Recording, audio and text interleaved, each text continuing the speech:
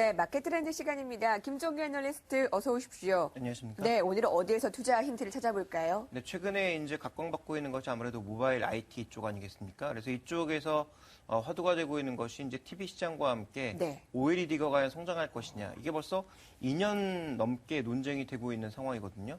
그동안은 계속 양치기 소년이었는데 이제 양치기 소년을 벗어나는 것인지 한번 네. 확인해 볼 필요가 있을 것 같습니다. 말씀하신 것처럼 2012년 투자자들을 가장 실망하게 했던 업종이 이 OLED였습니다. 시장 현황과 과연 2013년에는 이게 정말 오를 것인지, 그 개화를 할 것인지, 불이 붙을 것인지 그게 가장 궁금하네요. 어떤 것부터 볼까요? 네, 먼저 이제 시장의 전반적인 상황부터 한번 살펴볼 필요가 있는데요.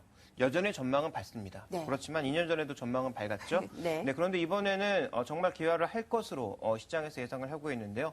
먼저 준비된 그림을 보시면 글로벌 OLED 생산량 전망인데 이 캐파 자체가 면적 기준으로 수량 기준으로 모두 2013년에 2010년 대비해서 크게 증가할 것으로 예상이 되고 있고 특히 2014년 가면 이 수량 기준보다는 면적 기준이 크게 늘어나는 것을 볼 수가 있습니다.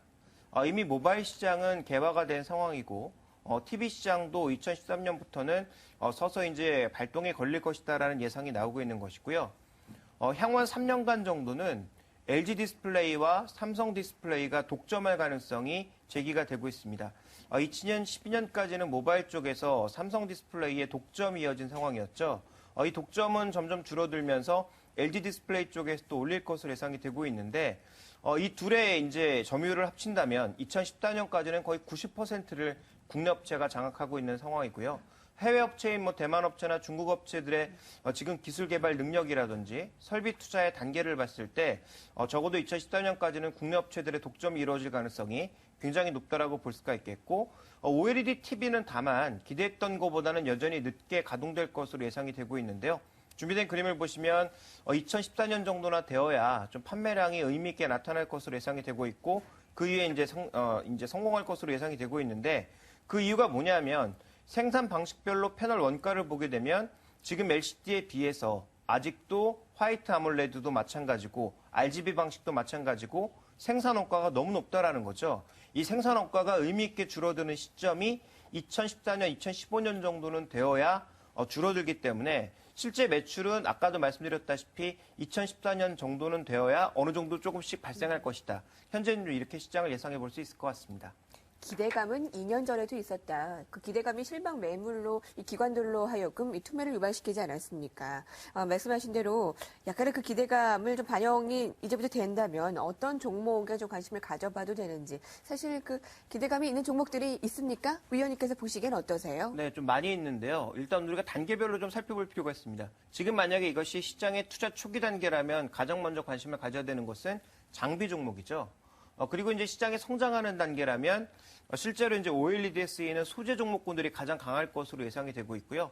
이제 시장의 성숙 단계로 들어가게 되면 핵심 종목으로 압축해 나가는 전략. 그래서 이제 세트 종목 쪽에서 가장 경쟁력 있는 종목으로 압축해 나가는 전략이 필요하다. 이렇게 전략적으로는 볼 수가 있습니다. 이제 각각 살펴보게 되면 모바일 소형 디스플레이는 이제 성장 단계를 넘어서 이 성숙 단계로 접어들 가능성도 엿보이고 있는 상황이고요.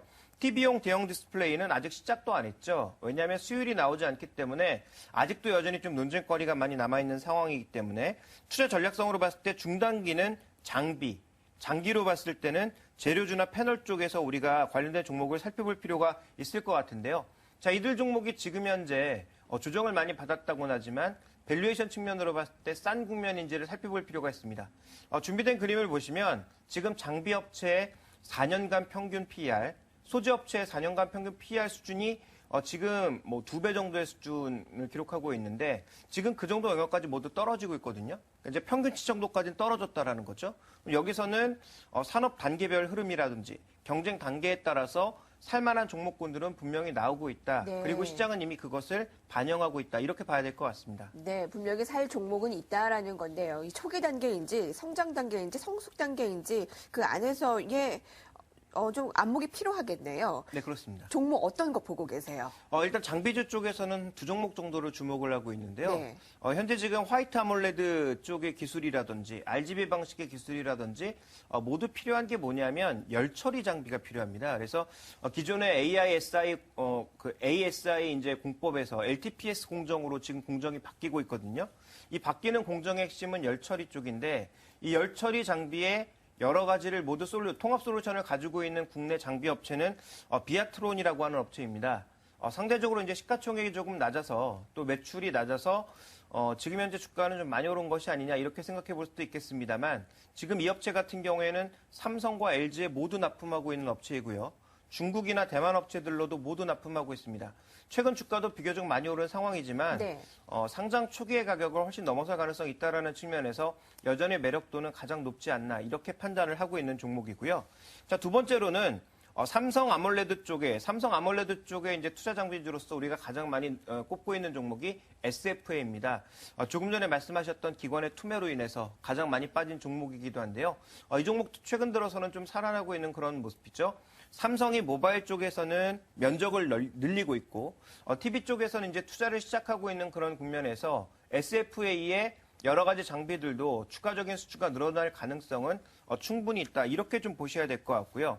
이 소재 쪽에서는 좀 시간은 걸릴 것으로 예상이 되고 있습니다만 조금 전에 말씀드렸던 대로 TV 시장의 시작 단계에서 시제품을 만들기 위한 라인들이 깔리고 있고 기존의 모바일 디스플레이 쪽에서는 면적을 계속 늘리고 있는 상황이기 때문에 기존에 들어갔던 이 OLED 공정에 필요한 재료보다 더 많은 재료가 필요하다라는 거죠. 그럼 이쪽에 이제 핵심 소재로 꼽히고 있는 종목이 바로 덕산 하이메탈입니다. 그래서 이 종목도 지금 PR 자체가 굉장히 높은 상황이지만 이 과거의 경험으로 우리가 놓고 봤을 때 성장하고 있는 이런 산업의 종목군들은 PR 개념으로 접근하면 곤란하다라는 거죠. 그래서 현재 지금 PR 개념으로 접근하기보다는 실제 성장하고 있고 향후 이제 수주 기대 가능성이 높아지고 있는 이 세 종목 정도는 우리가 계속 관심을 가지고 현재 주가가 올랐지만 그럼에도 불구하고 추가적으로 사거나 아니 보유하고 있다면 여전히 좀 강력 홀딩 관점에서 접근을 해야 되는 그런 종목군들이 아닌가라고 보고 있고 정말 장기로 가게 된다면 아까도 말씀드렸다시피 삼성전자의 아몰레드 TV 판매량 또 LG 디스플레이 아몰레드 패널의 전반적인 출하량 이런 것들을 확인해 보면서 투자를 하신다면 LG 디스플레이나 삼성전자에 대해서도 장기적으로는 네. 관심이 필요하다 이렇게 볼 수가 있습니다. 그렇군요. 시장은 여전히 OLED에 관심 가져지고 있습니다. 과연 이 기대감이 실망감으로 바뀌지 않을 수 있을지, 올해는 정말 날 수 있을지 알아봤습니다. 이 OLED 시장 현황과 관련주 투자 전략 알아봤습니다. 고맙습니다.